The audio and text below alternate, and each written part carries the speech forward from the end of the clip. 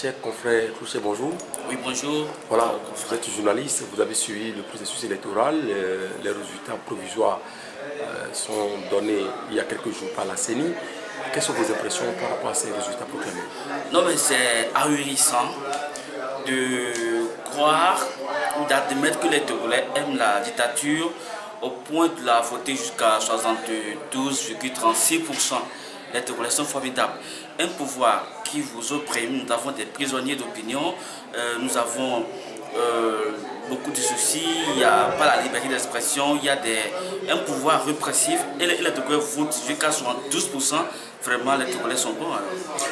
Comment est-ce que vous pouvez imaginer qu'au jour du scrutin, les Togolais sont tellement sortis nombreux pour aller voter et qu'après on a ce résultat?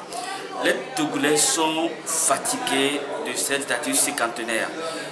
Même jusqu'au fond de la République, les paysans, même les derniers paysans sont farouchement fâchés contre cette dictature qui a fait trop de tort aux Togolais, qui a affamé sur toute la ligne les Togolais.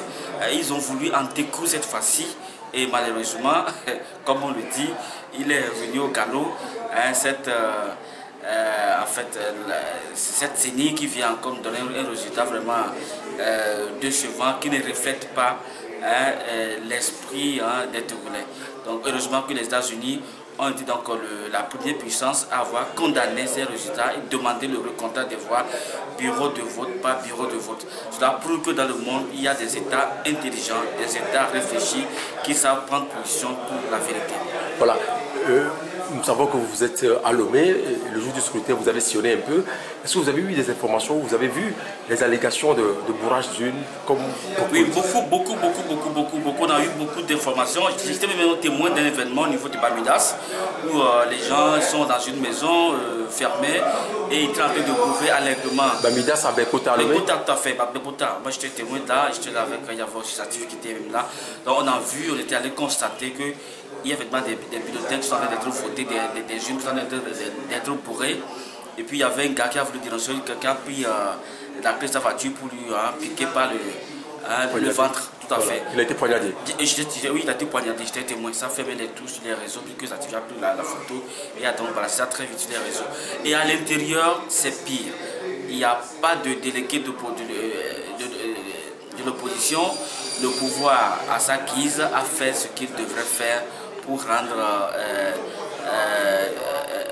son champion à 100% par endroit. C'est scandaleux. Et même pas endroit, le nombre d'inscrits dépasse le nombre de votants. Il y a tellement d'anomalies que c'est un scrutin qui n'a aucun sens, qui mérite d'être finalement annulé si on veut être juste, parce que les résultats sont des résultats entièrement faux. Vous êtes confiant que les résultats sont des résultats fabriqués? Absolument, parce que vous savez, prenez un être humain qui vit sous la coupole d'une dictature pendant 53 ans. Mais il va vouloir se délivrer naturellement. Et il ne pourra pas voter jusqu'à 72%, c'est un chiffre vraiment fabriqué. On ne peut pas l'admettre à un être humain. Souvent, il donne raison aux Occidentaux qui disent que nous ne sommes pas dans l'histoire. C'est vrai qu'en Afrique, nous sommes tellement en retard. Si on dit ça et que des États vont commencer par féliciter un président élu de cette façon, je pense que l'Afrique est malade. Qu'est-ce que vous pensez qu'on peut faire pour la suite non, pour la suite, avec la position des États-Unis? Il faut que le monde entier s'allie derrière les États-Unis. C'est une puissance mondiale qui dit la vérité, qui croit, qui affirme avec... qui doute de la crédibilité des résultats, qui demande le recomptage des voix. C'est normal, aucun ne peut se soustraire de cette analyse américaine. Il faut que les États, les autres États du monde s'alignent derrière les États-Unis et qu'on oblige le dictateur à revoir copie et soit à aller vers le comptage ou carrément qu'on réorganise une nouvelle élection. Cher confrère, merci beaucoup à vous. C'est moi qui vous remercie, confrère. Ensuite à vous.